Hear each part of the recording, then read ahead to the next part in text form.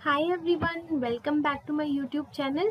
आज जो टॉपिक हम डिस्कस करने वाले हैं वो एक और इंडिविजुअल एवेल्यूएशन मेथड है परफॉर्मेंस अप्रेजल का, जो है मैनेजमेंट बाय ऑब्जेक्टिव, यानी कि शॉर्ट फॉर्म है एमबीओ। वैसे तो ये मैनेजमेंट के अंदर एक फुल फ्लेश टॉपिक है एमबीओ, लेकिन आज हम इसको परफॉर्मेंस अप्रेजल के पॉइंट ऑफ व्यू से स्टडी करेंगे। लेटर ऑन जब मैं इसको एक अलग से फुल फ्लेज वीडियो बनाऊंगी एमबीओ के ऊपर, जिसमें हम इसको मैनेजमेंट पॉइंट ऑफ व्यू से स्टडी करेंगे। तो अभी हम देखते हैं कि how MBO helps in performance appraisal. तो चलिए शुरू करते हैं हमारा आज का video. MBO management by objective एक बहुत ही पॉपुलर मैनेजमेंट की फिलॉसफी है।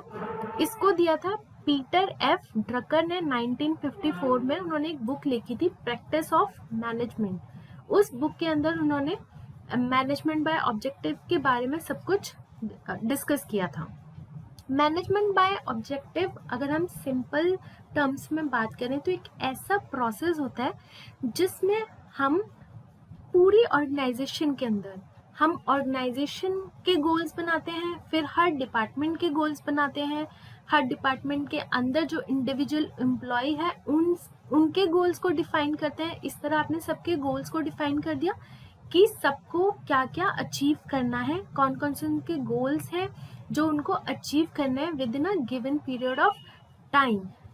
फिर सबके गोल्स को डिसाइड किया, उनके गोल्स को कम्युनिकेट कर दिया।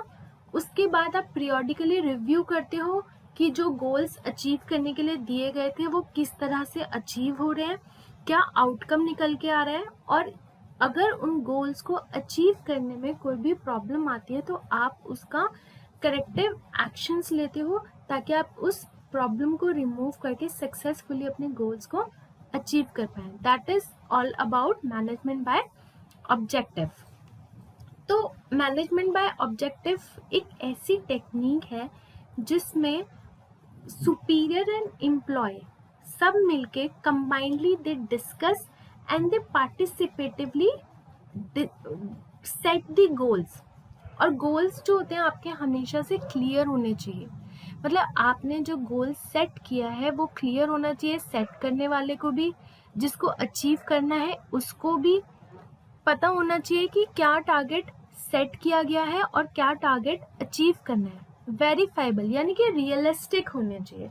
आउट ऑफ द बॉक्स जाकर अगर आपने कोई गोल सेट कर दिया which is very next to impossible है उसको अचीव करना, तो ऐसे गोल का कोई भी फायदा नहीं होता, इट्स टोटली यूजलेस। तो आपका जो गोल है वो रियलिस्टिक होना चाहिए, मतलब रियलिटी में अगर आप उसको देखो तो वो अचीवेबल होना चाहिए, मेजरेबल। आप कैसे डिफाइन करोगे कि आपने सक्सेसफुली अपने गोल को अचीव कर लिया जब तक आप उसको मेजर नहीं कर सकते। तो आपका गोल जो है वो क्वांटिफाइबल होना चाहिए so that you can measure it easily.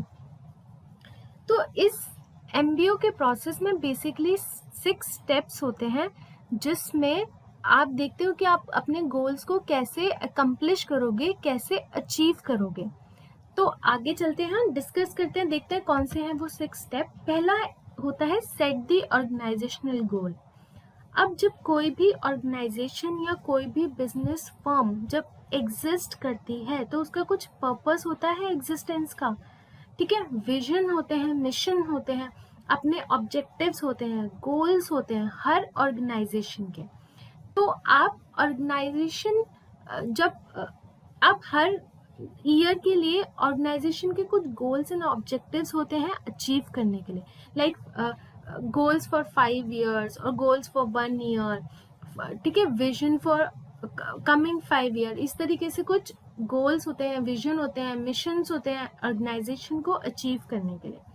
जैसे फॉर एग्जांपल अगर कोई ऑर्गेनाइजेशन ये प्लान करती है कि हम इस ईयर डाइवर्सिफाई करेंगे अपने बिजनेस को, तो ये एक गोल हो गया कि इस पर्टिकुलर ईयर में business has to go for diversification और गो फॉर एक्सपेंशन प्लान, ठीक है। इस तरीके से गोल होते हैं आपके। पहले आप कुछ ऐसा था जो आप बाहर से ट्रेड कर रहे थे कंपोनेंट, इस बार आपका गोल है कि आप उसको खुद से मैन्युफैक्चर करेंगे अपने लिए, ठीक है। तो इस तरीके से आप पहले स्टेब्लिश करते हो कि एक पूरा प्लान बनाते हो कि इस बार इस कमिंग ईयर में हमारी कंपनी के क्या प्लान्स हैं, क्या गोल्स हैं कंपनी के जो उसको कमिंग ईयर में अचीव करने हैं। इसके बाद आता है सेट डिपार्टमेंट गोल्स।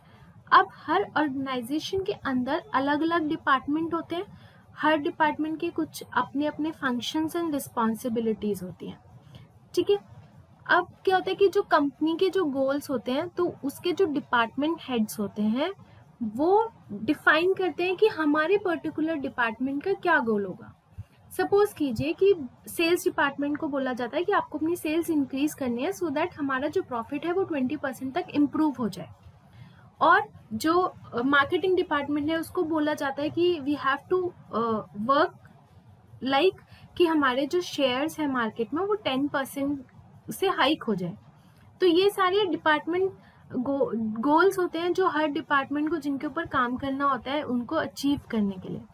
तो जो सुपीरियर्स होते हैं और जो डिपार्टमेंटल हेड्स होते हैं वो जॉइंटली डिस्कस करते हैं एंड अपने अपने डिपार्टमेंट्स के लिए गोल्स को डिफाइन करते हैं। अब आता है डिस्कस डिपार्टमेंटल गोल्स। अब डिपार्टमेंटल गोल्स को डिपार्टमेंट के जो जितने भी एक पर्टिकुलर डिपार्टमेंट में बहुत सारे एम्प्लॉयज़ होते हैं जो काम करते हैं, तो जो डिपार्टमेंटल हेड्स होते हैं वो कंडक्ट करते हैं मीटिंग सुबॉर्डिनेट्स के साथ। The department head require the subordinate to set their own preliminary goals। अब डिपार्टमेंट हेड जो होता है वो हर इंडिविजुअल एम्प्लॉय को बोलता है कि अपने लिए आप गोल सेट कीजिए कि एज एन इंडिविजुअल आप क्या क्या गोल्स अचीव करेंगे, focusing mostly on what they can do to achieve the department goal. और वो जो इंडिविजुअल गोल्स अचीव करने के लिए जो सेट करते हैं उनका जो जितना भी लिंक है that has to be linked with departmental goals, because ultimate focus क्या है कि आपको डिपार्टमेंटल गोल अचीव करना है और उस डिपार्टमेंट गोल को अचीव करने के लिए आप खुद के इंडिविजुअल्स गोल सेट कर रहे हैं। Define expected result. अब जो डिपार्टमेंटल हेड होते हैं उनके सबऑर्डिनेट होते हैं वो डिस्कस करते हैं एंड पार्टिसिपेटिवली वो शॉर्ट टर्म गोल्स को सेट करते हैं एंड इंडिविजुअल परफॉर्मेंस टारगेट्स को सेट करते हैं कि उनको कैसे शॉर्ट टर्म में अपने टारगेट्स को अचीव करना है। Next is performance review. अब हर डिपार्टमेंटल हेड अपने एम्प्लॉय की एक्चुअल परफॉर्मेंस को टारगेटेड परफॉर्मेंस से कंपेयर करता है, ईदर पीरियोडिकली और एनुअली। आपने जो टारगेट सेट किया था और अब जो आप एक्चुअल परफॉर्म कर रहे हैं उन दोनों सेट टारगेट्स और एक्चुअल परफॉर्मेंस को डिपार्टमेंटल हेड कंपेयर करते हैं। वो ये पीरियोडिकली भी कर सकते हैं, मतलब लाइक 3 मंथ्स बाद रिव्यू कर लिया या 6 मंथ्स बाद रिव्यू कर लिया या एनुअली ईयरली बेसिस पे रिव्यू कर लिया। वाइल पीरियोडिक रिव्यू इंटेंशन जो होता है वो आइडेंटिफाई करना होता है। अगर आपको परफॉर्मेंस को अचीव करने में कोई प्रॉब्लम आ रही है, आपको अपना गोल को अचीव करने में कोई प्रॉब्लम आ रही है, तो बेसिकली इंटेंशन ये होता है कि आप उस प्रॉब्लम को आइडेंटिफाई करो एंड उनको जल्दी से जल्दी सॉल्व कर लो। ये होता है intention behind the periodic reviews कि इन बिटवीन आपको अगर कोई प्रॉब्लम आ जाती है तो आप उस प्रॉब्लम का सोल्यूशन निकालें so that and result achieve हो सके। वाइल एनुअल रिव्यू कंडक्ट किया जाता है ताकि हम ओवरऑल परफॉर्मेंस को मेजर कर सकें एंड जो कंट्रीब्यूशन इंडिविजुअल ने दिया है ऑर्गेनाइजेशन के लिए उसको हम रिवॉर्ड कर सकें, उसको रिवॉर्ड दे सकें उसकी एक्सीलेंट परफॉर्मेंस के लिए। Because employees are evaluated on their performance result, क्योंकि एम्प्लॉयज को आप कैसे इवेल्युएट करते हो उनकी परफॉर्मेंस के रिजल्ट के बेसिस पे। जितनी अच्छी परफॉर्मेंस होगी उतना ही आपको रिवॉर्ड मिलेगा आपकी परफॉर्मेंस के लिए। आप स्टार एम्प्लॉय बन जाओगे अगर आपकी परफॉर्मेंस अच्छी होगी। इसलिए हम MBO को हम कभी कभी एक और टर्म यूज़ करते हैं मैनेजमेंट बाय ऑब्जेक्टिव के लिए, वो टर्म है result based performance appraisal system, क्योंकि आपको आपके रिजल्ट के बेसिस पे आपको अप्रेजल मिलेगा, आपको अप्रेज किया जाएगा जो भी रिजल्ट जो भी आउटपुट आप प्रोड्यूस करोगे। इसलिए हम मैनेजमेंट बाय ऑब्जेक्टिव को result based performance appraisal system भी कहते हैं। लास्ट स्टेप होता है प्रोवाइड फीडबैक। यहाँ पे जो बोथ दी पार्टीज होती हैं, कौन सी, superior and the employ who collectively set the goals, यहाँ पे डिस्कस करते हैं और इवेल्युएट करते हैं एक्चुअल प्रोग्रेस को, जो कि गोल्स को अचीव करने में जो एक्चुअल प्रोग्रेस हुई उसको, कहाँ पे चीज़ें ऑफ ट्रैक चली गई, ठीक है, कहाँ आप डेविएट हो गए अपनी परफॉर्मेंस से, और क्या मिस्टेक्स को रेक्टिफाई करने के लिए क्या बेस्ट सॉल्यूशंस हम आपने पास्ट में लगाए, जिससे आपकी जो ऑफ ट्रैक परफॉर्मेंस आपकी जो जा रही थी वो ऑन ट्रैक वापस आ गई, and how the employ could meet the target next time, focusing attention on his strength, और आगे जो आपके टारगेट सेट किए जाएंगे आप उनको मीट करने के लिए, उन टारगेट्स को मीट करने के लिए क्या करेंगे और कैसे करेंगे। और फिर जब आप परफॉर्मेंस रिव्यू करते हैं ना, उसमें सबसे अच्छी बात हो जाती है, you get to know the strength and weaknesses of the employ. तो वीकनेसेस पे आप काम करके उनको ओवरकम कर सकते हो, एंड जो आपकी स्ट्रेंथ है वो आपके लिए प्लस पॉइंट है कि आपके लिए जितने टारगेट्स आगे सेट किए जाएंगे वो आपकी स्ट्रेंथ को ध्यान में रखकर किए जाएं, ताकि आप उनको ईजिली अचीव कर सको। अब बात करते हैं एडवांटेजेस की। Clarity of roles, management by objective में सबसे बड़ा एडवांटेज है, that is clarity of role. यहाँ पे जब हर इंडिविजुअल एम्प्लॉयज के गोल्स डिफाइंड होते हैं ना, तो एक क्लैरिटी आती है। अगर मैंने आपको बोला एज एन इंडिविजुअल कि आज आपको 100 यूनिट्स प्रोड्यूस करनी है किसी भी पर्टिकुलर प्रोडक्ट की, तो आपको क्लैरिटी है कि हाँ मैं प्रोडक्शन में हूँ और आज का जो मेरा टारगेट है, मेरा जो गोल है कि वो मुझे 100 यूनिट्स प्रोड्यूस करनी है। You are very much clear about what to do. इसके अलावा रिस्पॉन्सिबिलिटी और अथॉरिटी भी क्लियर होती है। आप सुपीरियर के साथ बैठकर अपने गोल्स को सेट करते हो, डिफाइन करते हो, वहीं से आपको सारे जो इंस्ट्रक्शंस मिलते हैं, सारे ऑर्डर्स मिलते हैं, तो आपको एक अथॉरिटी एंड रिस्पॉन्सिबिलिटी भी आपको क्लियर होती है कि आपके ऊपर सुपीरियर कौन है, आप किसको अकाउंटेबल हो अगर कुछ हो जाता है तो, एंड आपकी रिस्पॉन्सिबिलिटी क्या क्या है। एंड सुपीरियर को होता है कि हाँ उनके अंदर ये सुबॉर्डिनेट्स हैं, over them he can exercise the authority, leads to improved performance, and the clarity of both authority and responsibility as well as roles leads to improved performance of the employee। यहाँ पे मैनेजर अपनी performance भी appreciate कर सकता है, as well as जो उसके employees का, जो उसके सुबॉर्डिनेट का कंट्रीब्यूशन है वो भी which is directly related to him. क्योंकि अगर आप मैनेजर हो, आपके अंदर सुबॉर्डिनेट्स काम कर रहे हैं, अगर वो अच्छा परफॉर्म करते हैं तो ये भी एक अचीवमेंट है मैनेजर के लिए। सो these facilitate increased cooperation on both vertical and lateral level, because lateral and vertical level पे भी कि आपके subordinates भी और आपके जो core departments में जो और भी लोग हैं जो same level पे काम कर रहे हैं but in different departments, उनके साथ भी आपको cooperation and coordination करना होता है। तो ये MBO उसमें भी हेल्प करता है बाय अवॉइडिंग अननेसेसरी फ्रिक्शन, क्योंकि जब रोल की क्लैरिटी है, कोई किसी के बीच में इंटरफेयर नहीं करेगा, तो फ्रिक्शंस तो अपने आप ही नहीं होंगे। Next is periodic review.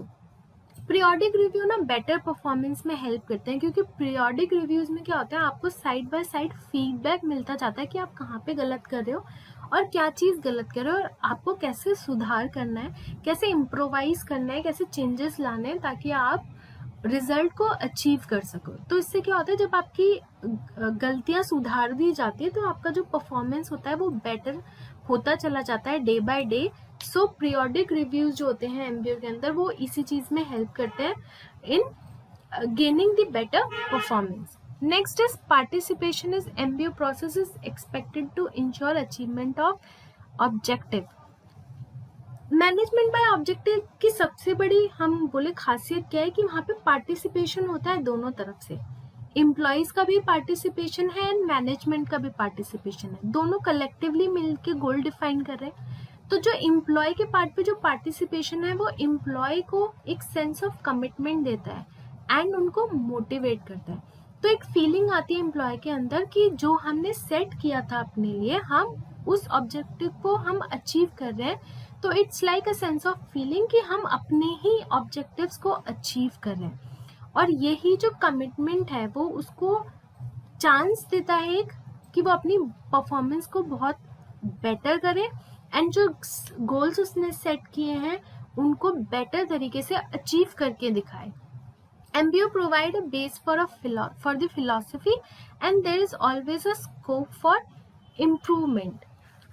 MBO एक बेस प्रोवाइड करता है for the overall improvement. There is always a scope of improvement. देखो 4 तरीके से हम 4 डायमेंशंस होती हैं जिसमें हम परफॉर्मेंस को इम्प्रूव कर सकते हैं. पहला डिक्रीज टाइम, कि आप कम टाइम में बेटर परफॉर्म कर रहे हो, कम टाइम में आप आउटपुट को ला पा रहे हो. सेकेंड डिक्रीज रिसोर्सेज, आपके पास जितनी रिसोर्सेज अवेलेबल है उतनी रिसोर्सेज में या फिर उससे कम रिसोर्सेज में भी आप एक बेहतरीन आउटपुट ला पा रहे हो. नेक्स्ट इज इंक्रीज क्वालिटी, आपकी जो क्वालिटी है प्रोडक्ट की वो दिन पे दिन इम्प्रूव होती जा रही है, दैट आप क्वालिटी वाइज एक अच्छा प्रोडक्ट प्रोड्यूस कर पा रहे हो.